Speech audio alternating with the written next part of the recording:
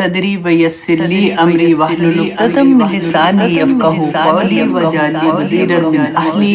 ربی یسر ولا تعسر وتمم بالخیر وبک نستعین آمین یا الہی آمین۔ اللہم انفعنا بما علمتنا وعلمنا ما ينفعنا وزدنا علما صلی اللہ علیہ حبیبہ سیدنا محمد وآلہ وسلم۔ اللہم ارزقنی التفکر والتدبر لما يتلوه لسانی من کتابک والفهم له والمعرفة بمعانی والنظر في عجائب والعمل بذلك ما بقیت انک علی کل شیء قدیر آمین یا الہی آمین۔ السلام علیکم ورحمۃ اللہ وبرکاتہ۔ کیسے ہیں آپ لوگ؟ الحمدللہ جی، اتنے پیارے دن گزر رہے ہیں۔ اب بالکل تھوڑے سے تو دن رہ گئے ہیں۔ ہمارے تو یہاں پہ فرائیڈے کی ہے، I believe آپ لوگوں کے پاکستان سے میری جن سے بھی بات ہو رہی ہے آپ لوگوں کی سیٹرڈے کو عید ہے، تو اللہ سبحانہ تعالیٰ قبول و منظور کرے۔ وہ لوگ جو حج پہ گئے ہیں بہت بہت مبارکباد، اور جو پیچھے رہ گئے ہیں دیکھیں ہر کسی میں تو استطاعت ویسے بھی تو نہیں ہوتی نا، تو حج تو صرف انہیں پہ فرض ہے جن پہ استطاعت ہے، لیکن اب دیکھیے کہ صدقے جائے اللہ سبحانہ تعالیٰ نے اتنا اجر رکھا ہے ان لوگوں کے لیے جو گئے ہیں، تو وہ تو ڈیفینیٹلی ان کا اجر تو سب کو پتہ ہی ہے۔ جو پیچھے رہ جانے والے ہیں، رسول اللہ صلی اللہ علیہ وسلم نے فرمایا تھا کہ جو شخص فجر کی نماز جماعت کے ساتھ پڑھتا ہے با جماعت پڑھتا ہے، لیکن دیکھیے ہم عورتوں کے لیے یہ نہیں ہے نا کنڈیشن، ہم تو گھر میں پڑھتے ہیں، تو فجر کی نماز آرکن جب مسجد میں جا کے پڑھتے ہیں تو اس وقت تک بیٹھے رہتے ہیں جب تک سورج طلوع ہوتا ہے، ٹھیک ہے؟ تو جیسے ہی سورج طلوع ہوتا ہے تب تک وہ بیٹھے اللہ سبحانہ تعالیٰ کا ذکر کرتے رہتے ہیں۔ تو رسول اللہ صلی اللہ علیہ وسلم نے فرمایا تھا کہ ایک حج اور عمرے کا ثواب ہے ایوری سنگل ڈے، الحمدللہ۔ اور راوی بیان کرتے ہیں کہ رسول اللہ نے فرمایا کہ پورے حج اور پورے عمرے کا، پورے حج اور پورے عمرے، پورے حج اور پورے عمرے 3 دفعہ رسول اللہ صلی اللہ علیہ وسلم نے زور دے کے فرمایا تھا کہ ان کو اتنا ثواب ملے گا۔ تو الحمدللہ جو پیچھے رہ جانے والے ہیں ان کے لیے بھی تو بہت سی آسانیاں ہیں۔ سب سے بڑی بات ہے کہ ہمیں 9 دن کے روزے ملتے ہیں، لیکن اگر ہم 9 کے نہیں رکھتے تو ہم ہر کسی کی کنڈیشن فرق ہوتی ہے، کوئی تھوڑی سے رکھ سکتا ہے اور کوئی صرف عرفات کا دن کا روزہ رکھتا ہے، تو اس کے لیے بھی اللہ سبحانہ تعالیٰ آسانیاں فرمائے۔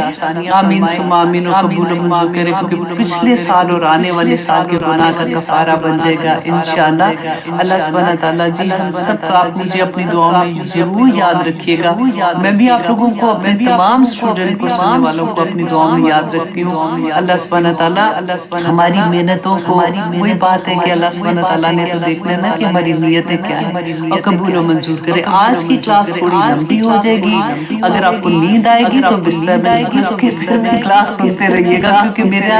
ارادہ ہے کہ انشاءاللہ آج کی کلاس میں ہم سورۃ نحل کمپلیٹ کریں گے، تاکہ چھٹیوں کے بعد، عید کی چھٹیوں کے بعد جب ہم دوبارہ سے آئیں گے تو ہم 30th پارہ انشاءاللہ اپنا سٹارٹ کریں گے۔ میرا آپ سے یہی پرومس تھا کہ ہم 30th پارہ کریں گے، اس کے بعد واپس آ کے پھر ہم 15 پارہ جو ہے وہاں سے ہم اپنی کلاس کا آغاز کریں گے۔ تو اللہ سبحانہ تعالیٰ ہمیں توفیق عطا کرے کہ ہم نے جو نیت کی ہے ہم اس پہ عمل کر سکیں۔ آمین ثم آمین۔ اچھا جی، سب سے پہلے تو آپ لوگوں کے ڈفرینٹ کوسچنز تھے قربانی کے بارے میں بھی، تو آج ہم تھوڑا سا پہلے اس کو دیکھ لیتے ہیں۔ میرے پاس اتنا وقت نہیں کیونکہ میں نے جیسے بتایا نا کہ کلاس لمبی ہوگی، کیونکہ ہم نے یہ سورہ ختم کرنی ہے، تو تھوڑے سے سوالات کے جواب جو ہیں میں آپ کو آسانی سے دے دیتی ہوں کہ ترمذی کی حدیث ہے 1505 اور ابن ماجہ کی ہے 3149۔ اچھا جی، کوسچن یہ تھا کہ گھر کا جو سربراہ باپ ہے یا شوہر ہے، اگر وہ قربانی دیتے ہیں تو کیا وہ سارے گھر والوں کی طرف سے قربانی ہو جاتی ہے؟ کیونکہ ہم تو شروع سے ایسے کرتے آ رہے تھے، سنتے آ رہے تھے، اور بعض نے یہ کہا کہ نہیں، یہ تو ہر ایک کو اپنی قربانی کرنی ہے جو صاحب نصاب ہے۔ تو اس میں کیا ڈفرنس ہے اور یہ کیوں کلیئر بات نہیں سمجھ آتی ہے؟ تو اس کے بارے میں آپ کو بتاؤں کہ اگر گھر کا سربراہ جو ہے، چاہے وہ والد ہے یا شوہر، وہ قربانی کرتا ہے اور باقی اہل خانہ جو ہے وہ صاحب نصاب نہیں ہے۔ صاحب نصاب کس کو کہتے ہیں؟ جیسے اگر لڑکا ہے وہ کما رہا ہے، لڑکی ہے وہ کما رہی ہے، یا بیوی کے پاس 750 تولے سوری 7.5 تولے سونا اور 52 تولے چاندی ہے تو وہ صاحب نصاب ہوگی. اب 100 اتنے 750 تولے ہوگا تو پکی صاحب نصاب ماننے کی قربانی کریں گے. تو اچھا جی ان کے اوپر قربانی واجب ہو جاتی ہے. اچھا یہ حضرت ابو ایوب انصاری رضی اللہ عنہ فرماتے ہیں کہ رسول اللہ صلی اللہ علیہ وسلم کے زمانے میں آدمی اپنی طرف سے اور اپنے گھر والوں کی طرف سے ایک بکری قربان کرتا تھا اور جبکہ وہ اس میں سارے گھر والے شریک ہوتے تھے. تو اس پہ علماء نے بتایا کہ یہ حکم اس وقت کے رواج اور وسائل کے مطابق تھا. آج کے دور میں کیونکہ قربانی مالی استطاعت رکھنے والے ہاتھ پر واجب ہے اس لیے اگر بیوی یا بچے صاحب نصاب ہوں گے. اب صاحب نصاب آپ کو میں نے بتا دیا نا تو وہ ذہن میں رکھیے گا. تو وہ کیا کرے کہ اگر بیوی یا بالغ بچے صاحب نصاب یعنی ان کے پاس اتنا مال ہے کہ ان پر زکوٰۃ واجب ہے تو ان کی الگ قربانی ہوگی. گھر کے سربراہ کی قربانی ان کی طرف سے کافی نہیں ہے کیونکہ وہ خود مالی طور پر اپنی ذمہ دار ہیں اور صاحب نصاب ہیں. بیوی یا بالغ بچے اپنی طرف سے قربانی کریں گے یا وہ گھر کے سربراہ کو سے درخواست کریں گے کہ وہ ان کی طرف سے بھی قربانی کریں. اچھا یہ تو کوشچن آپ کو سمجھ آ گئی نا ساری. اب جو ڈفرنس ہے نا اس کی وجہ میں آپ کو بتا دیتا ہوں کہ فقہ حنفیہ کیونکہ اکثر ہم لوگ آپ نے یہ سنا ہے نا میں اکثر کلاسز میں یہ بات کرتی تھی کہ لوگ آپس میں جب بات کرتے ہیں نا تو وہ پہلا کوشچن کیا کریں گے کہ آپ کا مسلک کیا ہے. تو آج آپ اسی مسلکوں کے بارے میں دیکھیں گے حالانکہ یہ ہمارے لیے رحمت ہے. رسول اللہ نے بتایا تھا کہ جب اختلاف ہوتا ہے تو اس میں جب ہمیں فقہی مسئلوں سے پتہ چلتا ہے اس کی رائے ڈفرینٹ ہوتی ہے تو پھر جو آسانی والا معاملہ ہوتا ہے وہ اگر ہم اپنا لیتے ہیں تو یہ آسانی ہو جاتی ہے نا بہت زیادہ. اب کیا ہے کہ فقہ حنفیہ میں کیا ہے کہ قربانی ہر صاحب نصاب جو بالغ ہے عاقل ہے اور مومن ہے اس مسلمان پر واجب ہے. اگر گھر کے افراد میں سے کئی لوگ صاحب نصاب ہیں تو ہر ایک پر الگ قربانی واجب ہوگی چاہے وہ گھر کا سربراہ ہو یا اس کے ماتحت مطلب اس کے بیوی اور یا بالغ بچے ہیں. گھر کے سربراہ صرف اپنی قربانی کر کے پورے گھر کی طرف سے قربانی نہیں کر سکتا اگر دوسرے افراد صاحب نصاب ہوں. تو اگر بیوی اور بیٹا صاحب نصاب نہیں ہے اگر وہ صاحب نصاب نہیں تو سربراہ کی قربانی ان کی طرف سے کافی ہو جائے گی. یہ کس کا ہے؟ فقہ حنفیہ کے مطابق یہ شرائط ہیں. اور فقہ مالکیہ جو ہے ان کی رائے کیا ہے؟ ان کی قربانی سنت مؤکدہ ہے واجب نہیں ہے. اگر گھر کا ایک فرد جیسے سربراہ ہے قربانی کر لے تو پوری فیملی کی طرف سے قربانی کافی ہے بشرط کہ سب افراد ایک ہی گھر میں رہتے ہوں اور کھانا پینا مشترک ہو. صاحب نصاب کی تفصیل اس قدر سخت نہیں ہے جتنی فقہ حنفیہ میں ہے. اچھا جی فقہ شافعی جو ہے نا شافعیہ ان کی رائے کیا ہے کہ قربانی سنت مؤکدہ ہے فرض یا واجب نہیں ہے. ایک شخص اپنی طرف سے قربانی کرے تو کافی ہے اور چاہے تو اپنی قربانی میں نیت کر سکتا ہے کہ وہ اہل خانہ کی طرف سے ہے. تو یہ مسئلہ تھا یہ ڈفرنٹ جو فقہ ہے نا اس کے مطابق دیکھیے یہ جب لوگ کبھی کوشچن پوچھتے تو مجھے غصہ آتا تھا کہ کیا مطلب ہے آپ لوگوں نے دین کو اتنا چھوٹا بنا لیا کہ آپ اس کے کوشچن کے بارے میں پوچھتے ہیں کہ آپ بتائیے آپ کا مسئلہ کیا ہے اور اس کے بعد یہ نیا بندہ قرآن پڑھنا شروع کرتا ہے وہ کوشچن پوچھ رہا ہوتا ہے اپنے استاد سے تاکہ اگر آپ کسی اور کو فالو کرتے ہیں جس کو ہم نہیں فالو کرتے تو ہم نے تو آپ سے پڑھے نہیں کیونکہ آپ ٹھیک ہی نہیں ہے. یہاں تک بات ہو جاتی ہے.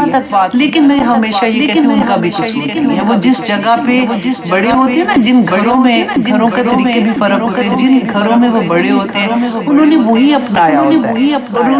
وہی سیکھا ہوتا ہے کہ جو ہمارا مسلک ہے وہی ٹھیک ہے باقی مسلک تو سارے غلط ہیں اور بس پتہ نہیں کتنی غلط ہے کہ ان کو تو دیکھ نہیں سکتے. لڑائیاں کسی لیے ہو رہی ہیں. اب دیکھیں پاکستان میں بعض مساجد کے باہر باقاعدہ لکھا ہوتا ہے کہ یہ اس فقہ کو فالو کرنے والوں کی مسجد ہے اور یہ مسجد. تو مجھے حیرت ہوتی ہے کہ ہم مسلمان کہاں سے کہاں اپنے آپ کو لے کے پہلے ہی چین کوئی نہیں ہے. والی بات ہے پہلے ہی ہم لوگ مصیبتوں میں پھنسے ہوتے ہیں. اللہ سبحانہ تعالیٰ ہم سب پر اپنے رحم کرے تاکہ ہمیں وسعت پیدا ہو اور ہمارا دین جو رسول اللہ صلی اللہ علیہ وسلم جو دین لے کے آئے تھے، ہمارا حاضر امام تو قرآن ہے نا، ہم رسول اللہ صلی اللہ علیہ وسلم نے جو کچھ ہم نے بتایا ہم اسی پہ عمل کرنے والے بنے، آمین سن آمین۔ تو یہ تھوڑی سی بات جو میں آپ کو ایکسپلین کرنا چاہ رہی تھی۔ اچھا دوسرا یہ کہ ہماری تو یہاں پہ فرائیڈے کی ہے، آپ لوگوں کی سیٹرڈے کی ہے پاکستان میں نا، انڈیا میں آئی تھنک انڈیا میں ہی ہوگی پھر۔ تو ایک حدیث تھی رسول اللہ صلی اللہ علیہ وسلم نے فرمایا کہ انہوں نے مبارکباد دی بلکہ اور کہا کہ آج تو تم لوگوں کی دو عیدیں ہیں، ایک جمعہ عید ہے اور دوسری عید ہے۔ تو پھر رسول اللہ نے فرمایا کہ جس کا دل چاہے وہ جمعے کے بدلے نماز عید جو ہے نا اس کے لیے کافی ہو جائے گی، لیکن ہم تو جمعہ پڑھیں گے، یہ رسول اللہ کی حدیث تھی۔ تو اللہ سبحانہ تعالیٰ دیکھے اس زمانے میں بھی رسول اللہ کے زمانے میں بھی جمعے والے دن بھی عید آئی تھی، تو ابھی ہماری عید جو یہاں پہ ہے وہ بھی جمعے کے دن ہے، تو عجیب سی خوشی ہوتی ہے نا، کوئی کہیں سے بھی لنک تھوڑا سا جڑتا ہے تو ہم لوگ خوش ہو جاتے ہیں کہ اچھا اس دور میں بھی ایسا ہوا تھا اور آج بھی ایسا ہوا، کئی دفعہ ایسا ہوا ہے لیکن کیونکہ اس دفعہ کی عید بھی جمعے کو ہے تو اچھا لگ رہا ہے یہ سوچ۔ تو اچھا اب دوسرا عرفہ کے روزے کے بارے میں بھی کوشچن تھا کہ آپ لوگ جو ہے آپ کیسے رکھیں گے روزہ، کیسے رکھیں گے؟ بہت سے علماء کا یہ ہوتا ہے، علماء نے یہ کہا کہ جس ملک میں آپ ہیں آپ اس کے مطابق روزہ رکھیں، لیکن میں ہمیشہ میں ایک چھوٹا سا کلپ ہے انشاءاللہ کل میں وہ آپ لوگوں کے لیے شیئر کر دوں گی۔ میں آپ سے صرف یہ کہوں گی کیونکہ یہ عید جو ہے نا یہ تو حج کی وجہ سے، یہ عرفہ کے اگلے دن عید ہے، تو اب تو اتنی آسانی ہو گئی ہے، ہم ہر جگہ پہ ٹی وی ہے، ہر جگہ سے ہمیں پتہ چل سکتا ہے کہ عرفہ کا دن ایکچولی کون سے والا دن تھا وہاں پہ۔ تو اس دن اگر آپ نے تھوڑا سا بھی کنفیوژن نہ، جیسے پاکستان میں سیٹرڈے کی عید ہے تو سعودیہ میں تو عید فرائیڈے کی ہو جائے گی اور ان کا عرفہ کا دن تھرسڈے کا ہوگا، تو آپ تھرسڈے فرائیڈے دو دن روزہ رکھیں تاکہ آپ لوگوں کو عرفہ کا دن آپ کو مل جائے۔ کیونکہ اتنا بڑا روزہ کہ 2 سال کے گناہ معاف ہو جائیں گے، تو پھر اس کو نہ چھوڑیے گا۔ اللہ سبحانہ تعالیٰ پھر جو اختلاف ہے نا فقہی مسئلوں میں وہ جانے، ان کو زیادہ پتا ہوگا، کیونکہ وہ کہتے ہیں نا کہ دیکھیے جو بھی قرآن و سنت کے کورسز جا کے انہوں نے اپنی تحقیق کے مطابق فیصلہ کرتے ہیں، لیکن ہم بھی تو تھوڑا اس طرح سے سوچ رہے ہوتے ہیں نا کہ ہائے نہیں کوئی اجر ضائع دی جائے، بے شک تسلی ہوتی ہے کہ وہ صحیح کی بات کہہ رہے ہوں گے، لیکن پھر بھی 2 دن کے روزے رکھ لیجئے گا۔ ہم تو ہمارا تو ایک ہی بنے گا کیونکہ ہم تو ادھر ہیں، لیکن جنہوں نے 9 پورے رکھ رہے ہیں، یادیں رکھ رہے ہیں، اللہ سبحانہ تعالیٰ سب کے قبول اور منظور کرے، آمین۔ تو آئیے جناب سورۃ نحل سٹارٹ کرتے ہیں جلدی سے۔ اعوذ باللہ من الشیطان الرجیم، بسم اللہ الرحمن الرحیم۔ ہم نے سورۃ نحل کی آیت نمبر 113 سے اپنی کلاس کا آغاز کریں گے۔ ہم نے لاسٹ کلاس میں کیا پڑھا تھا کہ اللہ سبحانہ تعالیٰ ایک بستی کی ایگزامپل ہمیں پیش کرتے ہیں اور بتاتے ہیں کہ لوگوں اللہ سبحانہ تعالیٰ نے اس بستی کو بے انتہا انعامات سے نوازا تھا اور انہوں نے اللہ کے انعامات کی شکری کی، اور پھر اللہ سبحانہ تعالیٰ نے ان پہ بھوک کا لباس بنا دیا اور خوف کا لباس بنا دیا، کیوں؟ ان کی ناشکری کی وجہ سے۔ تو اس میں ہمارے لیے بہت بڑا سبق تھا۔ اب یہاں پہ اگلی آیت میں اللہ سبحانہ تعالیٰ ایک اور اتنی بڑی نعمت کا ذکر کرتے ہیں کہ ایکچولی سب سے بڑی نعمت ان کے پاس کیا تھی؟ آیت نمبر 130 وَلَقَدْ جَاءَهُمْ رَسُولٌ مِّنْهُمْ، کہ ان کے پاس آیا رسول منہم انہی میں سے، فَكَذَّبُوهُ تو انہوں نے جھٹلا دیا اسے، فَأَخَذَهُمُ الْعَذَابُ تو انہیں پکڑا عذاب نے، وَهُمْ ظَالِمُونَ اور وہ ظالم تھے۔ کہ اللہ سبحانہ تعالیٰ نے دیکھیں ہم نے ڈیفرنٹ پڑھا نا کہ ڈیفرنٹ بستیوں پہ عذاب آیا تھا، انہوں نے اپنے نبیوں کو جھٹلایا تھا، تو یہاں پہ اللہ سبحانہ تعالیٰ نے یہی ریزن بتائی کہ جب کسی بستی پہ یا کسی انسان پہ یا کسی طرح سے کسی گھرانے پہ یا کسی طرح کا عذاب آتا ہے نا، تو اللہ سبحانہ تعالیٰ یہاں پہ کیا ریزن کیا بتا رہے ہیں کہ انہوں نے اپنے نبی کو جھٹلا دیا تھا، اس لیے ان کے اوپر عذاب آیا تھا۔ اب یہاں پہ تو ایک کامن بات آ رہی ہے نا کہ انہوں نے نبی کو ہی نہیں مانا، ہم نے نہیں ماننا ہے اس کو،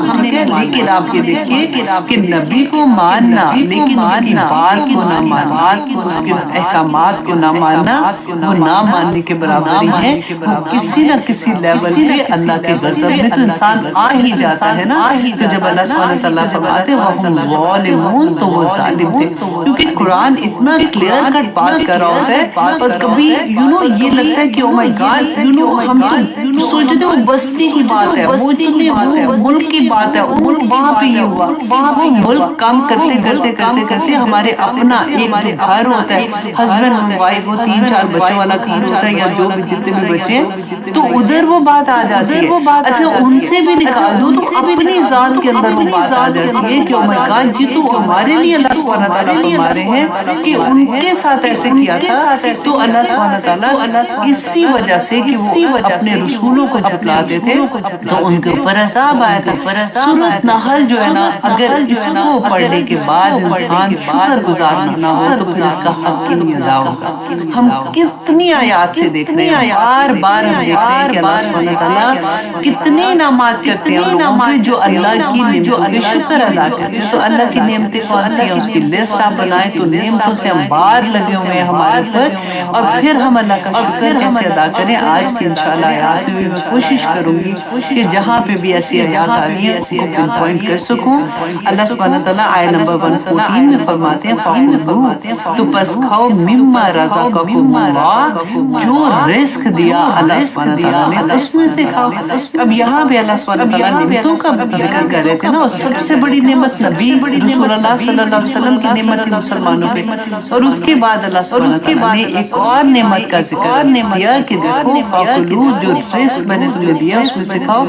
لیکن کیا کھانا ہے، حلالًا طیبا، جو حلال ہوگا اور پاک ہوگا۔ اب دیکھیں یہ دونوں چیزیں ساتھ ہیں، اب ادھر بھی غور آپ نے کرنا ہے کہ حلال تو ہے نا، حلال جیسے ہمیں سب کو پتہ ہے کہ حلال مال جو ہے مانا ہوتا ہے، جو جیسے کمائی بھی حلال ہو اور اس کا ذریعہ بھی حلال ہو۔ اور طیب کیا ہے، ذبح کر کے کھانا، اس کو اللہ کا نام لے کے ذبح کرنا کسی بھی چیز کو۔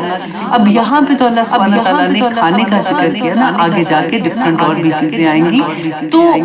حلال مطلب طیب کا مطلب کہ جو چیزیں اللہ سبحانہ تعالیٰ نے کھانے کے لیے کہی ہیں اس کے لیے جو ذرائع ہیں، آپ جو فار ایگزامپل جو جاب کرتے ہیں آپ، یا آپ نے بزنس کیا ہے، یا کوئی بھی آمدنی کا ذریعہ ہے نا، وہ آپ کا حلال ہونا چاہیے۔ اگر وہ حلال نہیں ہے تو وہ طیب بھی نہیں ہے، اور وہ پھر کھانے کے لیے اللہ سبحانہ تعالیٰ کی اجازت بھی نہیں ہے۔ اور اتنی بڑی بات یہ کیوں آگے جاتی ہے کہ حلال جاؤ طیب لاؤ، کیونکہ رسول اللہ صلی اللہ علیہ وسلم نے فرمایا کہ ایک لقمہ بھی اگر حلال نہ ہو، حرام کا انسان کے جسم میں چلا جاتا ہے یا اپنے بچوں کے منہ میں ڈال دیں، 40 دن کی عبادات قبول نہیں۔ اور عبادت کیا ہے، 40 دن کی نہ نماز قبول، نہ دعا قبول، نہ اللہ سبحانہ تعالیٰ کی رحمت ہمارے اوپر، اللہ نہ کرے، اللہ نہ کرے۔ اور ایک لقمے کی میں بات کر رہی ہوں، اور جب جس کے گھر میں اگر کوئی ایسا رزق آ رہا ہے جو حلال نہیں ہے، طیب نہیں ہے، تو آپ سوچیں کہ اس گھر میں پھر بندہ کئی دفعہ دیکھتا ہے، کئی چیزیں ایسی ہوتی ہیں کہ ہمیں پتہ ہوتا ہے نماز بھی پڑھ رہے ہیں، ہم لوگوں کے ساتھ بھی معاملات اچھے کرنے کی کوشش کر رہے ہیں، ہم تسبیحیں بھی سارا دن لے کے پھر رہے ہوتے ہیں، سارا کچھ کر رہے ہیں، لیکن کمائی کا ذریعہ جو ہے وہ ٹھیک نہیں ہو رہا، ادھر سے کوئی گڑبڑ آ جاتی ہے، پھر ہم رونا شروع ہو جاتے ہیں، یا اللہ میری تو زندگی بدل گئی، میں نے تو یہ کام کرنا شروع کر دیا، میری ابھی بھی دعائیں قبول نہیں ہو رہی، میری ابھی بھی یہ چیزیں مشکل میں پڑی ہوئی ہیں۔ تو ہمیں یہ چھوٹی چھوٹی باتیں جو ہم پڑھ رہے ہوتے ہیں نا، ان کو انڈر لائن کر کے غور سے سوچنا چاہیے کہ اچھا کیا کیا چیزیں ہیں جو ہمیں خود ہی سے اللہ سبحانہ تعالیٰ فرماتے ہیں نا، مجھے کیا پڑھی ہے میں تمہیں تکلیف میں ڈالوں، مصیبت میں ڈالوں، لوگوں تمہارے اپنے اعمال کافی ہیں جو تمہیں مصیبتوں میں ڈال دیں۔ تو یہ ایک اس طرح کا ہول پارٹ، ہر چیز کا آپ دیکھیے جب اللہ کو راضی کرنے والی جو چیزیں ہم کر رہے ہوتے ہیں نا، اس کی شاخیں ہیں، اس کی شاخیں۔ اگر ہم یہ سارا کچھ اچھا کر رہے ہیں تو ایک چیز اتنی غلط کر دیتے ہیں کہ وہ سارے کو ملیا مار دیتے ہیں۔ تو یہاں پہ اللہ سبحانہ تعالیٰ وہی بات بتا رہے ہیں کہ حلال اور طیب کھاؤ، واشکروا نعمت اللہ، اور اللہ کی نعمت کا شکر ادا کرو۔ اب حلال اور طیب کے بارے میں ایک حدیث میں آپ سے شیئر کرتی ہوں، بخاری کی حدیث ہے، 52 نمبر ہے اس کا،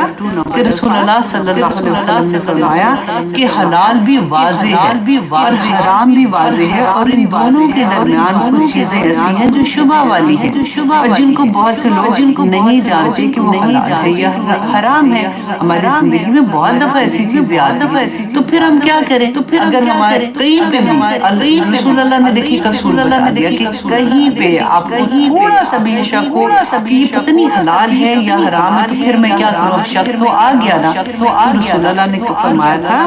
کہ جو کوئی شبہ کی چیز سے بچ گیا اس نے اپنے دین اور عزت کو بچا لیا، اور جو کوئی ان شبہ کی چیزوں میں پڑ گیا اس کی مثال اس چرواہی کی سی ہے جو شاہی چراگاہ کے نزدیک اپنے جانور کو چراتا ہے اور قریب ہے کہ وہ کبھی شاہی چراگاہ میں گھس جائے اور شاہی مجرم قرار پائے. سن لو، ہر بادشاہ کی ایک چراگاہ ہوتی ہے. اللہ کی چراگاہ اس زمین میں اس کی حرام کردہ چیزیں ہیں، بس اس سے بچو. اور سن لو کہ بدن میں ایک گوشت کا ٹکڑا ہے، جب وہ درست ہوگا تو سارا بدن درست ہوگا، اور جہاں یہ ٹکڑا بگڑ گیا سن لو کہ وہ ٹکڑا سارا جسم بگڑ گیا، اور بگڑ گیا انسان کا دل. دیکھیے یہ والی چیزیں جب ہم پڑھتے ہیں نا تو پھر ہمیں احساس ہوتا ہے کہ کبھی بہت دفعہ یہ ہوتا ہے کہ یہ چیز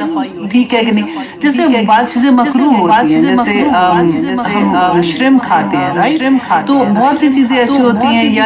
ہماری ایون لین دین کے معاملے میں یا کچھ بھی ایسی بات ہوتی ہے تو اگر کہیں پہ شک ہو رہا ہے اسے بچ جائے کہ ٹھیک ہے دفعہ کرو جی، مجھے کرنا ہی نہیں ہے، میں ایسے ہی خام خواہ کر کے تو یہ تو حرام تو اتنی بڑی چیز ہے کہ میں وہ نہیں لے سکتا ہوں، میں اتنا بڑا رزق ہی نہیں لے سکتا کہ ایک نوالا بھی اگر میرے اندر جاتا ہے یا میری اولاد کے اندر چلا جاتا ہے تو 40 دن کی نماز نہیں ہے تو یہ اتنا زیادہ لے کے میں کدھر جاؤں گا؟ تو مجھے یہ کرنا ہی، تو مجھے ایک سیدھا سا رول اللہ سبحانہ تعالیٰ نے سمجھا دیا نا ہمیں، یہاں پہ رسول اللہ صلی اللہ علیہ وسلم نے سمجھا دیا.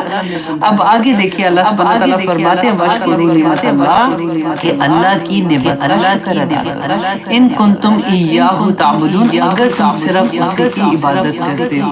اب شکر ادا کرنے کا جیسے میں نے کہا تھا نا کہ پوری سورہ میں آپ کو بار بار شکر کے بارے میں ملے گا. حضرت سیدنا حسن بصری رحمہ اللہ علیہ فرماتے ہیں کہ اے آدم کے بیٹے تو کیوں کر نعمت الہی کا شکر ادا کرنے سے باز رہ سکتا ہے، حالانکہ شکر کے نتیجے میں اس سے کہیں بڑی نعمت تمہیں عطا ہو جائے. کتنی بڑی بات ہے کہ اللہ نے کوئی ایک نعمت دی ہے، ہم اللہ سبحانہ تعالیٰ کا شکر ادا کر لیں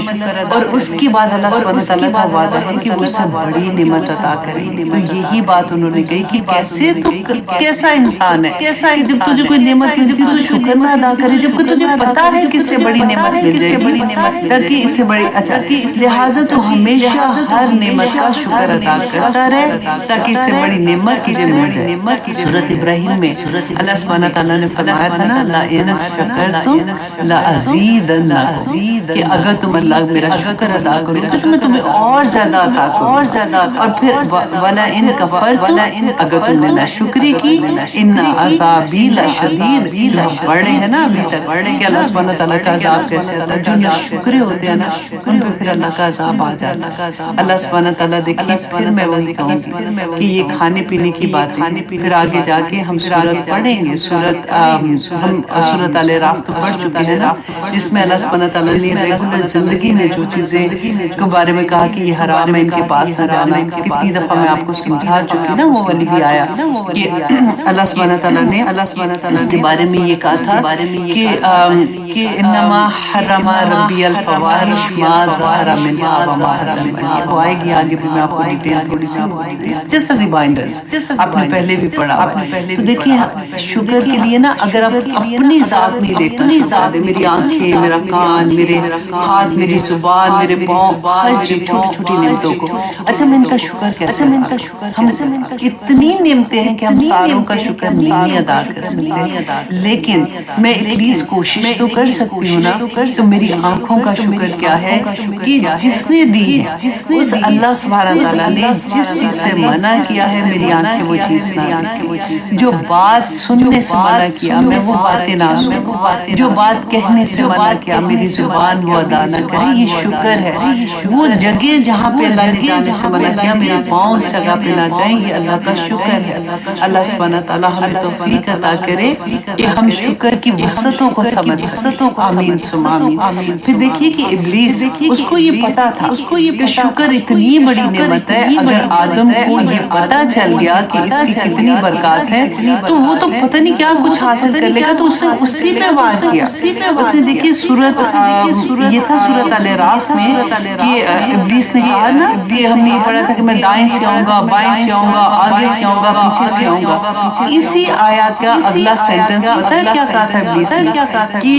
وَلَا تَجِدُوا أَكْثَرَهُمْ شَاكِرِينَ کہ اللہ سبحانہ تعالیٰ کو کہتا ہے ملون کہ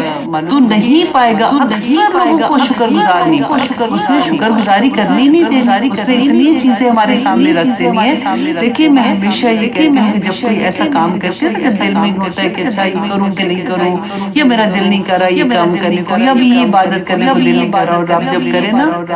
اور اس کو ہمت کر کے کرنا شروع کر دیں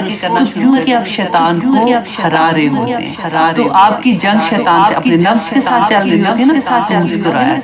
کہ دیکھا میں نے ابھی اس کو ہرا دیا، دیکھا میں نے آج بھی اس کو ہرا دیا. میں اللہ سبحانہ تعالیٰ کا غرور ہوں. اللہ سبحانہ تعالیٰ نے قرآن میں فرمایا تھا، کہا کہ میرے بندوں کا تو کچھ نہیں کر سکتا، تو میں اپنی اللہ کی بندی ہوں، میں اس کے ساتھ جنگ کر رہی ہوں. تو آپ سوچیں اللہ سبحانہ تعالیٰ کے پھر کہتے ہیں کہ شکر جو ہے رسول اللہ صلی اللہ علیہ وسلم نے فرمایا کہ مومن جو ہے نا اس کی شان ہی بڑی عجیب ہے. جب اس کو مصیبت آتی ہے وہ اس میں صبر کرتا ہے، اللہ کو راضی کر لیتا ہے. جب اس کو کوئی خوشی ملتی ہے تو اس کے اوپر بھی وہ اللہ کی نعمتوں کا شکر ادا کرتا ہے اور وہ اللہ کو راضی کر لیتا ہے. تو اس کی تو موج ہی موج ہوگی نا. پھر حضرت معاذ رضی اللہ رسول اللہ صلی اللہ علیہ وسلم کو بہت پسند ہے. کہتے ہیں ان کو ہاتھ لگایا نا انہوں نے تو انہوں نے کہا کہ اے معاذ خدا کی قسم میں تجھ سے بہت محبت کرتا ہوں. کتنے نصیب والے تھے حضرت معاذ. تو حضرت معاذ رضی اللہ عنہ نے کہا کہ یا رسول اللہ میں بھی آپ سے بہت محبت کرتا ہوں. تو رسول اللہ نے فرمایا کہ ہر نماز کے بعد یہ دعا ضرور مانگا کرو، اللہم اعنی علی ذکرک و شکرک و حسن عبادتک. اے اللہ میں تجھ سے مدد مانگتا ہوں، میں توفیق مانگتا ہوں کہ اللہ کی توفیق کے بغیر یہ بھی ممکن ہے. اللہ ذکرک کہ تیرا ذکر اچھے طریقے سے کر سکوں، و شکرک اور تیرا شکر ادا کر سکوں، و حسن عبادتک اور بہترین عبادت. حضرت یونس بن عبید رحمہ اللہ علیہ کی بھی بہت پیاری یہ بات کا میں آپ کے ساتھ یہ بھی شیئر کروں کہ ایک شخص ان کے پاس آتا ہے. تو ایکچولی جب وہ بات کر رہے تھے نا وہ اپنی غریبی کی یہ سمجھ لیں یا اپنی جو چیز اس کے پاس نہیں اس کی شکایت بیسیکلی کر رہا تھا. کہتے نا دکھ سکھ کہہ رہا ہوتا ہے بندہ کہ میرے تو حالات اتنے خراب ہو گئے تو میرا یہ ہو گیا. تو انہوں نے اس کو موٹیویٹ کرنے کے لیے اتنی پیاری بات کہی. انہوں نے کہا کہ کیا تم 1,00,000 درہم میں مجھے اپنی ایک آنکھ دے سکتے ہو؟ اس نے کہا کہ نہیں میں تو نہیں دے سکتا. تو انہوں نے کہا چلو ٹھیک ہے اچھا 1,00,000 درہم میں پھر مجھے اپنا ہاتھ ہی دے دو ایک ہاتھ. اس نے کہا کہ نہیں میں وہ بھی نہیں دے سکتا. پھر انہوں نے اس کو کہا کہ اچھا 1,00,000 درہم میں تو مجھے اپنا ایک پاؤں دے دو. اس نے اگین وہی بات کی کہ نہیں میں نہیں دے سکتا. تو جب اس نے 3 دفعہ یہ کہا نا تو اس طرح یونس بن عبید نے اس آدمی کو اللہ کی نعمتیں یاد کرائیں اور پھر کہا کہ میرے خیال میں تو تمہارے پاس لاکھوں ہیں تو تم کیسے یہ کہتے ہو کہ تم غریب ہو. کتنی پیاری بات ہے. تو اللہ سبحانہ تعالیٰ اسی طرح سے جب آپ کسی سے بات کرتے ہیں نا تو حکمت کے ساتھ ایسی بات کریں کہ دوسرے کو بھی یہ احساس ہو کہ اللہ سبحانہ تعالیٰ کی کتنی نعمتیں ہیں اور ہم کیسے اللہ کے شکر گزار بندے بن جائیں. تو آگے دیکھیے اللہ سبحانہ تعالیٰ فرماتے ہیں آیت نمبر 115 میں اب جو اللہ سبحانہ تعالیٰ نے کہا نا کہ حلال و طیب کھاؤ اس کی آگے اگزامپل آتی ہے کہ انما حرم علیکم المیتۃ کہ بے شک اللہ نے حرام کر دیا تم پر میتۃ مردار کو، والدما اور خون یہ بہتا ہوا خون جیسا، ولحم الخنزیر اور گوشت خنزیر کا، وما احل لغیر اللہ اور جو پکارا جائے جیسے جب انسان ذبح کرتا ہے تو اس کو اس کے اللہ سبحانہ تعالیٰ کے ساتھ کسی اور کا بھی نام کی جیسے قربانی ہوتی ہے نا کہ کسی اور کا بھی نام پکارا جائے لغیر اللہ اللہ سبحانہ تعالیٰ کے سوا کے علاوہ بھی اس پر فمن اضطر سوائے اس کے جو مجبور کر دیا گیا. اب دیکھیں اس میں بھی اللہ سبحانہ تعالیٰ نے یہ منع کر دیا نا یہ حرام ہے یہ نہیں کھا سکتے ہیں. تو اس کے بعد اللہ سبحانہ تعالیٰ نے فرمایا کہ لیکن اگر کوئی مجبور ہو جائے غیر باغ غیر ایسا نہ ہو کہ اس کو رغبت ہو اچھا مجبوری پڑ گئی مجبوری ہو سکتا ہے نا کئی دفعہ انسان ایسی جگہ پہ پھنسے جہاں پہ کھانے کو کوئی چیز نہیں مل رہی ہے تو اس کو نہ سمجھ آئے نہ حلال طیب چیز نہیں مل رہی ہے تو اس کو کبھی ایسی چیز جو مردار ہے یا کوئی ایسا اللہ نہ کرے کھانا پڑ رہا ہے تو وہاں پہ ایسا نہ ہو کہ اس کو یہ گلٹ ہو کہ یہ کیا میں کروں یا میں نہیں کھاؤں میں تو یہ نہیں کھا سکتا. اللہ سبحانہ تعالیٰ نے کہا کہ نہیں ایسی جگہ پہ جہاں پہ تمہیں کوئی مجبوری آ جاتی ہے وہاں پہ تم کر سکتے ہو لیکن ایسا نہیں کہ جب کھانے لگو تو ہائے کتنے دن سے تو دل چاہ رہا تھا پہلے تو نہیں کھایا تھا چلو اسی بہانے موقع ملا تو کھاتا ہی جاؤں ولا عادن نہ وہ حد سے گزرنے والا ہو. ایسا نہیں ہے کہ کھا رہا ہے تو پھر اچھا میں پیٹ بھر کے چیزیں کھا لوں صرف اتنا کھا سکتا ہے جو مجبوری کی حالت میں ہوگا جتنا اس کو زندہ رکھنے کے لیے کہا. اور آگے اللہ سبحانہ تعالیٰ فرماتے ہیں فَإِنَّ اللَّهَ بے شک اللہ غفور رحیم کہ بخشنے والا اور بہت رحم کرنے والا ہے. اور آیت نمبر 116 میں اللہ سبحانہ تعالیٰ فرماتے ہیں وَلَا تَقُولُوا اے لوگوں نہ کہو لما تصفوا السنتکم الکذب کہ جو بیان کرتی ہے تمہاری زبانیں جھوٹ ھذا حلال و ھذا حرام کہ یہ حلال ہے اور یہ حرام ہے. کہ جیسے کئی دفعہ آپ دیکھتے ہیں نا کہ لوگوں کو ایسی عادت ہوتی ہے اپنے پاس ہی لگا دیتے ہیں کہ نہیں یہ کوئی حرام نہیں ہے یہ کوئی خاص حلال اور حرام کا پورے کا پورا اب دیکھیے کہ کیونکہ یہ اتنی بڑی بات ہے کہ یہ ہمارے دین کا حصہ ہے. اللہ سبحانہ تعالیٰ نے ہمارے ہاتھ میں یہ نہیں رکھا یہ اللہ سبحانہ تعالیٰ کا حکم ہے کیا حلال ہے کیا حرام ہے. صرف وہی چیزیں حلال ہم کھا سکتے ہیں کیونکہ اگر آپ دیکھیں نا ساری چیزیں بائی نیچر اللہ سبحانہ تعالیٰ نے جو پیدا کی وہ سب حلال ہے سوائے اس کے جن کو اللہ سبحانہ تعالیٰ نے حرام کر دیا وہ تھوڑی سی چیزیں. اگر آپ دیکھیں مشروبات میں دیکھیں ہر طرح کا جوس سے لے کے پانی سے لے کے سمودی سے لے کے کافی سے لے کے چائے ہر چیز حلال ہے. ایک چیز اللہ سبحانہ تعالیٰ نے حرام کر دی کہ یہ بس نہیں پینا اور اس کے نقصانات بھی بتا دیے ایون دو اللہ سبحانہ تعالیٰ نقصانات نہ بتائیں ایون دو ہماری اپنی ریسرچ ہم اس کے نقصان فائدے نہیں بتا رہی ہے پھر بھی میرے اللہ کا حکم ہے. اور کئی دفعہ آپ یہ بھی دیکھیں گے کہ جن کہیں اللہ سبحانہ تعالیٰ نے منع کیا نا اس میں نہیں سمجھ آتی ہماری عقل جتنی کو ہم نہیں دیکھ سکتے ہیں نا کہ اس میں کیا ہے لیکن کئی دفعہ ایسا غم آ جاتا ہے کہ ہمیں نہیں سمجھ آتی ہے فار ایگزامپل کہ اس کی کیا ریزن ہوگی تو میرے اللہ سبحانہ تعالیٰ وہ کسی ریزن سے کبھی وہ آزمانا بھی چاہتے ہیں کہ یہ میں نے کیا ہے میں نے حکم دیا ہے میرا بندہ مانتا ہے کہ نہیں مانتا ہے. اتنی سی بس بات کچھ چیزیں گنتی کی کچھ چیزیں ہیں جو اللہ سبحانہ تعالیٰ نے کھانے میں حرام کی ہیں اور گنتی کی وہ 5 چیزیں ہیں جو سورۃ الاعراف میں انما حرم ربی الفواحش میں اللہ سبحانہ تعالیٰ نے حرام کر دیے. باقی تو سب کچھ حلال ہے. اللہ سبحانہ تعالیٰ نے یہاں پہ وہی کہا بیان کیا کہ اللہ سبحانہ تعالیٰ جو تم ایسا نہیں کہ اپنی زبانوں سے خود ہی سے کسی چیزوں کو حلال اور حرام کر دیا. کہ رسول اللہ صلی اللہ علیہ وسلم جب اپنی ایک بیوی کے پاس جاتے تھے وہ شہد کا واقعہ آپ نے سنا ہوا ہے نا کہ پھر حضرت عائشہ نے اور ایک اور عائشہ بیوی تھی جب انہوں نے کہا تھا کہ ہم ایسے کہیں گے تاکہ وہ میرے پاس زیادہ نہ بیٹھے یہ لمبی حدیث ہے اس کا نچوڑ میں آپ کو بتا رہی ہوں. تو رسول اللہ صلی اللہ علیہ وسلم نے کہا تھا کہ آج کے بعد میں شہد نہیں کھاؤں گا تو وہی نازل ہو گئی کہ اپنی مرضی سے کسی چیز کو حلال اور حرام نہیں کر سکتے. اللہ اکبر. اب یہاں پہ اللہ سبحانہ تعالیٰ فرماتے ہیں لِتَفْتَرُوا تاکہ تم گھڑ لو علی اللہ الکذب کہ تم اللہ پر جھوٹ گھڑ لو کہ یہ اللہ نے حلال کیا ہے یا یہ اللہ نے حرام کیا ہے جبکہ اللہ سبحانہ تعالیٰ نے نہیں کیا. ان الذین یفترون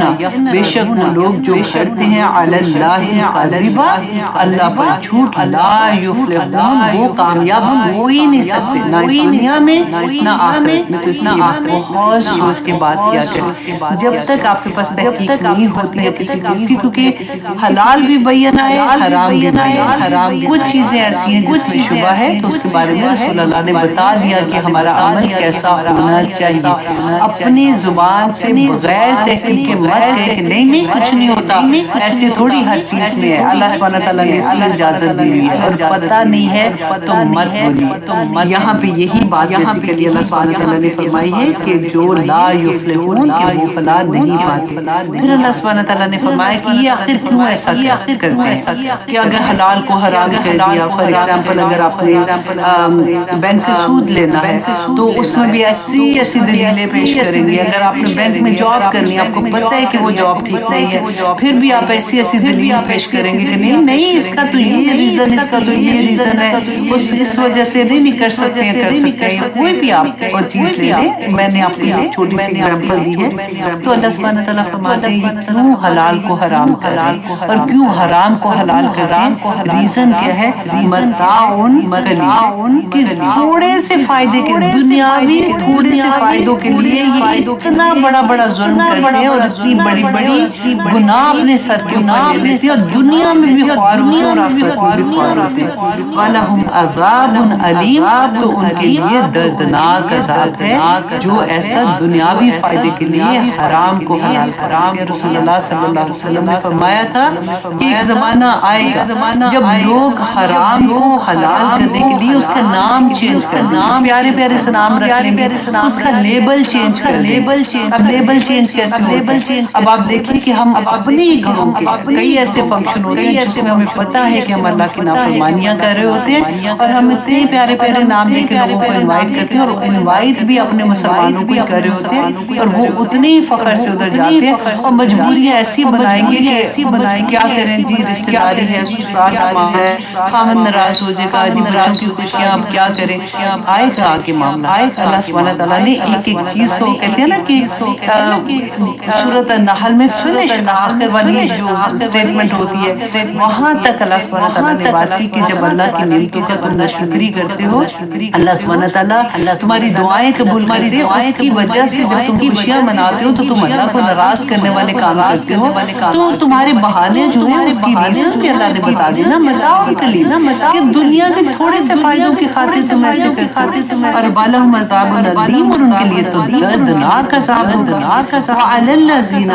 اب اللہ سبحانہ تعالیٰ نے پھر سے یہاں پہ ایگزامپل دی کہ یہودی جو پہلے تھے، کیونکہ اب یہ والا قرآن جب نازل ہو رہا تھا یہ تو بالکل وہ زمانہ تھا نا جب رسول اللہ صلی اللہ علیہ وسلم تھے وہاں پہ اور درمیان میں ان کے موجود تھے جب آیات نازل جب رسول اللہ ان کو بتایا کرتے تھے.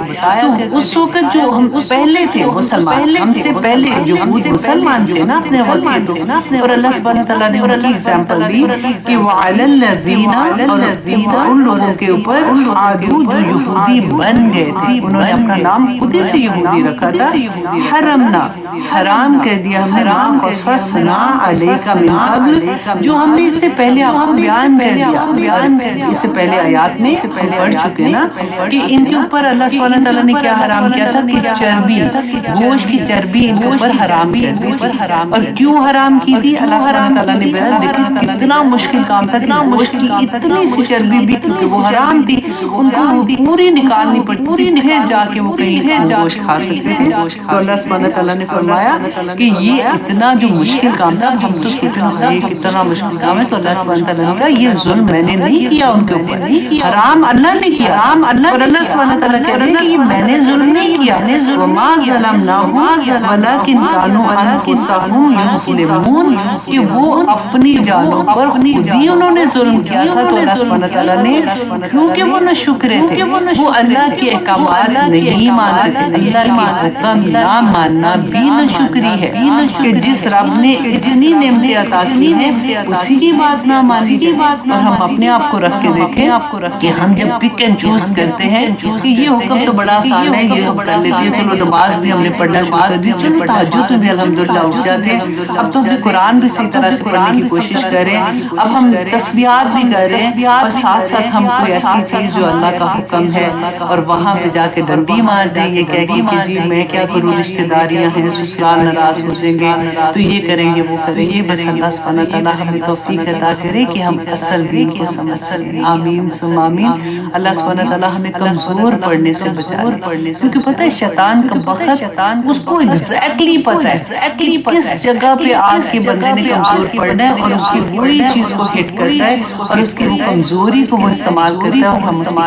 ہم اس کی باتوں میں آ جاتے ہیں. اللہ سبحانہ تعالیٰ آگے فرماتے ہیں آیت نمبر 119 میں کہ ثم، پھر ان ربک للذین عملوا السوء، پھر بے شک یقیناً ربک تیرا رب للذین، ان لوگوں کو جنہوں نے عامل السوء برے کام کیے، بجہالت، کتنی پیاری بات اس کو انڈرلائن کہ ایک تو گناہ کیے اور اللہ سبحانہ تعالیٰ پر بندے کو اتنی پیاری بات کہہ رہے ہیں کہ اس نے جہالت سے جان بوجھ کے نہیں کیا، اس کو بندے کو پتہ ہی نہیں تھا کہ اس نے کر لیا نا، تو جہالت سے اس نے تم متابو توبہ کر لی۔ ہم کتنی دفعہ کہتے ہیں نا کہ اللہ سبحانہ وتعالیٰ ہمیں توبہ کی توفیق دے۔ اب یہ جہالت سے گناہ جو ہے نا، یہ آیا اتنی خوبصورت آیا ہے اور تدبر کرنے والی کہ جہالت بھی دو طرح کی، ایک تو وہ ہے نا کہ جیسے ہم کہتے ہیں کہ مجھے تو پتہ ہی نہیں تھا، میری زندگی میں قرآن کھلا، ناؤ انڈرسٹینڈ، الحمدللہ مطلب ہم علم والے ہو جاتے ہیں۔ ایک تو وہ جہالت پہلے والی، ایک جہالت کیا ہوتی ہے، یہ وقتی جہالت ہوتی ہے کہ ہمیں پتہ ہے، ہم نے قرآن میں پڑھ لیا ہے، ہم جانتے بھی ہیں، لیکن وقتی طور پہ شیطان نے ہمیں اتنا کمزور کر دیا کہ اس کی باتوں میں آ جاتے ہیں اور پھر ہم سے کوئی گناہ سرزد ہو جاتا ہے۔ گناہ کیا ہے کہ جو اللہ سبحانہ تعالیٰ نے منع کیا وہ کام کر لیں، اور پھر جیسے ہی ہم نے وہ گناہ کر لیا، یہ دونوں طرح کی جہالت سے پھر اللہ سبحانہ تعالیٰ فرماتے ہیں میرے بندے نے توبہ کر لی، من بعد ذالک، اس کے بعد فَأَصْلَحُ، اس کو دو دفعہ انڈرلائن کر فَأَصْلَحُ، اور پھر اس نے اصلاح کر لی، توبہ کی اور پھر اصلاح کر لی۔ ایسے نہیں کہ توبہ استغفر اللہ 70 دفعہ تو صبح بھی پڑھ لیا تھا، شام کو بھی پڑھ لیا تو چلو جی ٹھیک ہے، اور ساتھ ساتھ ویسے عمل بھی کرتے جا رہے ہیں۔ نہیں، اگر آپ ایسے عمل جان بوجھ کے آپ دیکھیں، آپ نے توبہ کی اور پھر آپ دوبارہ سے ویسے کریں نا، تو یہ پھر اللہ سبحانہ تعالیٰ، اللہ اکبر، میں ہمیشہ یہ بات کہتی ہوں کہ جو اللہ سبحانہ تعالیٰ نے منع کیا ہے نا، اگر اس پہ ضد، اس پہ اڑ کے مت کرو، اس پہ ضد میں آ کے مت کرو، بہت برا ہوتا ہے۔ پھر اللہ سبحانہ تعالیٰ کے غضب کو للکارنے والی بات ہوتی ہے کہ آپ نے مانا بھی کہ غلطی ہوگی، آپ کو پتہ بھی لگ گیا، توبہ بھی کر لیا، پھر کر لی۔ ہاں، اگر غلطی سے ہو جائے پھر توبہ کر لو تو اللہ کو ایسے بندے بہت پسند ہے کہ اور جہاد بھی کر رہے ہیں اپنے نفس کے ساتھ، اصلاح، اور اس نے اصلاح کر لی، ان ربک من بعدها، اس کو بھی انڈرلائن کر، یہ اصلاح کرنے کے بعد اللہ سبحانہ تعالیٰ کا وعدہ ہے من بعدها، کہ اس کے بعد لغفور رحیم، کہ یقیناً اللہ سبحانہ تعالیٰ بخشنے والا اور رحم کرنے والا ہے۔ سبحان اللہ۔ اللہ سبحانہ تعالیٰ فرماتے ہیں آیت نمبر 120 میں، ان ابراہیم کان امۃ قانتا، یہ بھی آیا ہے۔ اللہ سبحانہ تعالیٰ نے فرمایا کہ بے شک، اب دیکھیں یہاں پہ اللہ سبحانہ تعالیٰ ہمیں جو نعمتوں کا شکر ادا کرنے کا طریقہ بتایا، پھر اللہ سبحانہ تعالیٰ نے فرمایا کہ جو اللہ کے حکم نہیں مانتے، اللہ کی نعمتوں کا انکار کرنے والے ہیں، اس کا شکر گزار نہیں، پھر اللہ سبحانہ تعالیٰ ان کو سزا دیتا ہے۔ لیکن جو اگر غلطی سے ایسے کر لیتے ہیں، پھر معافی مانگتے ہیں، پھر اس میں جم جاتے ہیں، تو اللہ سبحانہ تعالیٰ بہت معاف کرنے والا بڑا رحیم ہے۔ پھر اللہ سبحانہ تعالیٰ اگزامپل دیتے ہیں کہ دیکھو ابراہیم علیہ السلام، تم لوگ بہانہ کرتے ہو نا کہ میرے سے یہ ہو گیا، میرا خاندان، میرا خامن، میرا بچہ، میرا یہ، میرا سسرال، تو ابراہیم علیہ السلام تو ان کے پاس کیا تھا؟ کون ان کو تبلیغ کرنے آیا؟ کس نے ان کو اللہ کی پہچان دی؟ پوری سوسائٹی مشرک تھی، پوری سوسائٹی شرک کرنے والی تھی۔ باپ جو تھا وہ بچپن سے گھر میں یہی دیکھا، وہ ایک بندہ جس کو اللہ سبحانہ تعالیٰ نے خلیل اللہ کا دوست، وہ ایسے قانت تھے کہ اللہ سبحانہ تعالیٰ نے قرآن میں ان کی گواہی، یہ واحد شخص ہے، واحد نبی ہیں جن کو ہر ریلیجن کے لوگ مانتے ہیں، وہ اللہ سبحانہ تعالیٰ نے اسی لیے ان کی ایگزامپل دی کہ ان ابراہیم کان امۃ، کہ ابراہیم علیہ السلام ایک فرد نہیں تھا، امت میں تو بے شمار لوگ ہوتے ہیں نا، وہ ایک بندہ پوری امت کے مقابلے میں بھی اسٹرانگ تھا، اتنا بڑا، اتنی اللہ سبحانہ تعالیٰ نے عزت کی جگہ بھی رکھا، قانتاً فرما بردار تھا، للہ اللہ کے لیے، حنیفہ یکسو ہو کے، بالکل ایسے سورج مکھی کا پھول کبھی آپ نے دیکھا، جہاں سورج آتا ہے وہ پھول واہ مڑتا ہے، بالکل ویسے اللہ سبحانہ تعالیٰ نے کہاں کہا ان کو نیاز میں۔ اب دیکھیے اللہ نے عزت جو اتنی دی، اتنا احترام، اتنی بلند مرتبہ، اتنی محبت، وہ یوں ہی نہیں ملی ہے۔ اللہ سبحانہ تعالیٰ، دیکھیے جب بات ہم لوگ کرتے ہیں نا کہ جب رسول اللہ صلی اللہ علیہ وسلم کی بات ہم کرتے ہیں کہ اللہ سبحانہ تعالیٰ نے بار بار کہا کہ وہ اللہ سبحانہ تعالیٰ کے بندے تھے، ہم لوگ جب بھی یہ بات کرتے ہیں نا کہ وہ نور تھے، کہ وہ نور بھی تھے، وہ سب کچھ تھے، لیکن اللہ کے بندے تھے، بندہ یہ جاننا کیوں ضروری، اس میں ایمان لانا اس لیے کہ جب ہمیں یہ احساس ہوگا نا کہ یہ انسان تھے، ابراہیم علیہ السلام انسان تھے، اس کے بعد وہ نبی تھے، سارا کچھ تھے، رسول اللہ صلی اللہ علیہ وسلم بھی انسان تھے، تو تبھی تو ہمیں یہ ہوگا کہ ہم بھی یہ کام کر سکتے ہیں، ہم بھی اس لیول تک جانے کے لیے کوشش کر سکتے ہیں۔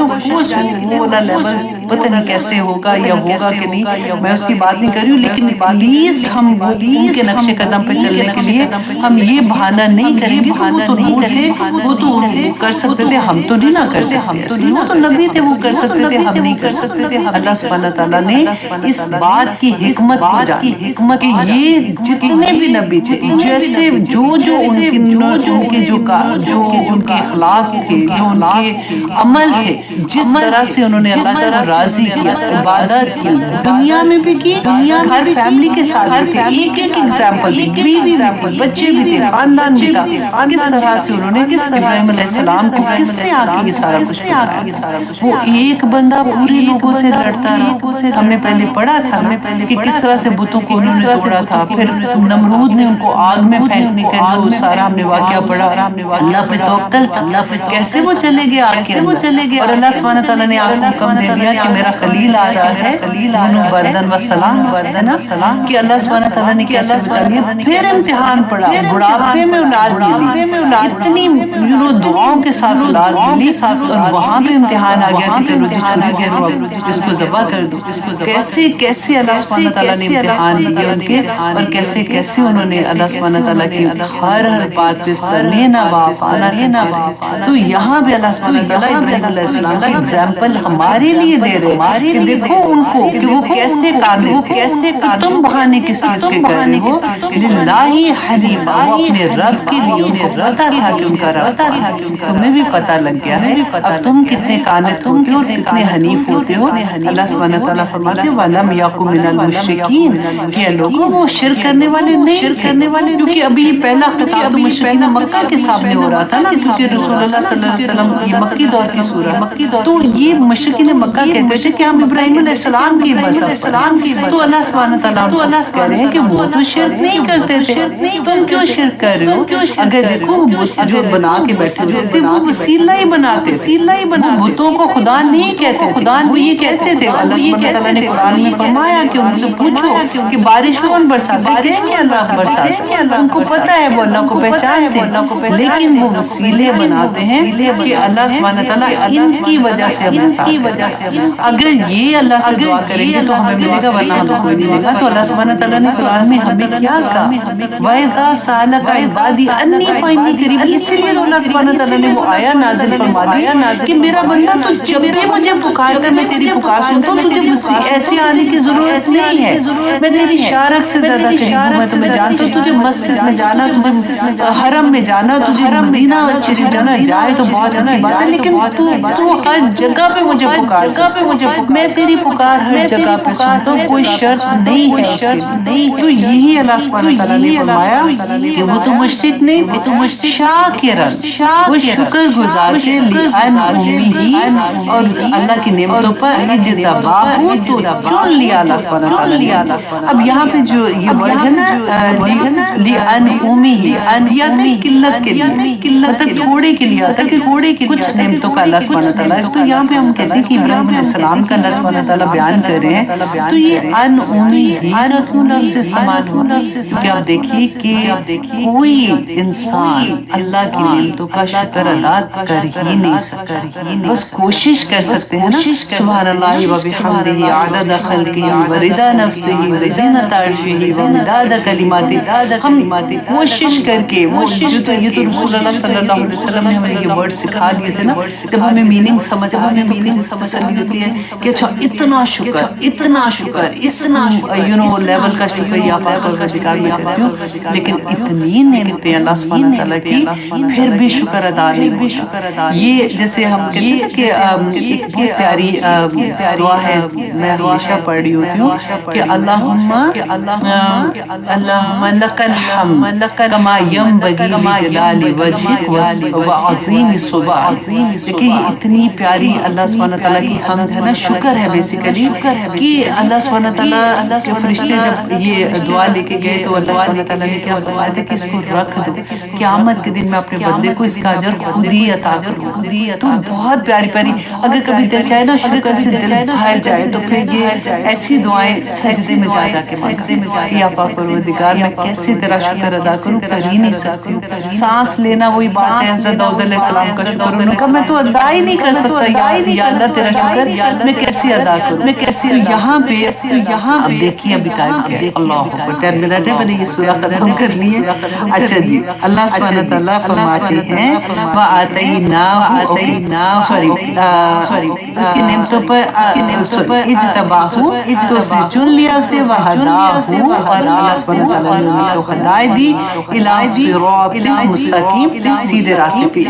راستے کی۔ یہ اللہ سبحانہ تعالیٰ کے انعامات تھے جو اللہ سبحانہ تعالیٰ نے حضرت ابراہیم علیہ السلام کو کیوں عطا کیے تھے، کیونکہ وہ اللہ کے شکر کرنے والے بندے تھے۔ اور ہدایت بھی دیکھیں اللہ سبحانہ تعالیٰ نے شکر کے بدلے میں عطا کی تھی، اور چن بھی اس لیے لیا تھا کہ وہ اللہ کا شکر ادا کرنے والے، اور سیدھے راستے پر چلا دیا کیونکہ وہ اللہ کا شکر ادا کرنے والے۔ اچھا جی، آیت نمبر 122 میں اللہ سبحانہ تعالیٰ فرماتے ہیں وَآتَيْنَاهُ فِي الدُّنْيَا حَسَنَةً، اللہ سبحانہ تعالیٰ نے اس شکر کے بدلے دنیا میں بھی ان کو بہترین حسنہ عطا کی تھی، بھلائیاں عطا کی، وَإِنَّهُ فِي الْآخِرَةِ لَمِنَ الصَّالِحِينَ، اور آخرت میں بھی اللہ سبحانہ تعالیٰ نے فرمایا کہ وہ صالحین جو نیک لوگ ہیں ان میں ہوں۔ تو آج اگر ہم کوشش کریں کہ اللہ سبحانہ تعالیٰ کے شکر گزار بندے بن جائیں تو ہمارے لیے بھی یہی حکم ہوگا اللہ سبحانہ تعالیٰ کا۔ اللہ سبحانہ تعالیٰ فرماتے ہیں اے نبی صلی اللہ علیہ وسلم ثم اوحینا الیک، کہ پھر وحی کی ہم نے آپ کی طرف، اس کی طرف رسول اللہ صلی اللہ علیہ وسلم کی طرف، ان اتبع ملت ابراہیم، کہ پیروی کیجیے طریقے کی ابراہیم علیہ السلام کی، حنیفہ جو یکسو تھا، وما کان من المشرکین، اگین اللہ سبحانہ تعالیٰ نے ان کی وہی خوبی بیان کی کہ وہ حنیف تھے، یکسو تھے، اللہ کے حکموں کے آگے سرنگوں ہونے والے تھے، سمینا و اطاعنا کرنے والے تھے، اور وہ شرک کرنے والوں میں سے نہیں تھے۔ آیت نمبر 124 میں اللہ سبحانہ تعالیٰ فرماتے ہیں انما جعل السبت، کہ بے شک فرض کیا ہفتے کا دن، علی الذین اختلفوا فیہ، ان لوگوں پر جنہوں نے اختلاف کیا، جنہوں نے اختلاف کیا تھا، کیونکہ کہتے ہیں کہ یہودی جو تھے نا ان کا ہفتے کے دن کو اللہ سبحانہ، جیسے ہم جمعہ پڑھتے ہیں نا، جمعہ ہمارے لیے اسی طرح سے عبادت کا دن ہے، ان کے لیے ہفتے کا دن تھا، اور ان کے لیے ایکچولی جمعہ کا دن تھا، لیکن انہوں نے اپنے لیے ہفتے کا دن چن لیا تھا۔ تو اللہ سبحانہ تعالیٰ نے ان کو پورا دن، یہ پھر کوئی کام نہیں کر سکتے تھے، لیکن ہمارے لیے جیسے جمعے کے ٹائم پہ اگر کوئی بھی ہم کام کرتے ہیں اور جمعہ چھوڑ دیں تو وہ کام جو اس وقت میں کیا اس میں سے برکت ہی ہو جاتی ہے، ختم ہو جاتی ہے، وہ کام ہم کری حرام ہوتا ہے، وہ کام جو جمعے کے ٹائم پہ ہم کریں، اللہ نہ کرے۔ ان کے لیے پورا ہفتے کا دن تھا، ان کو مچھلیاں پکڑنے سے منع کر،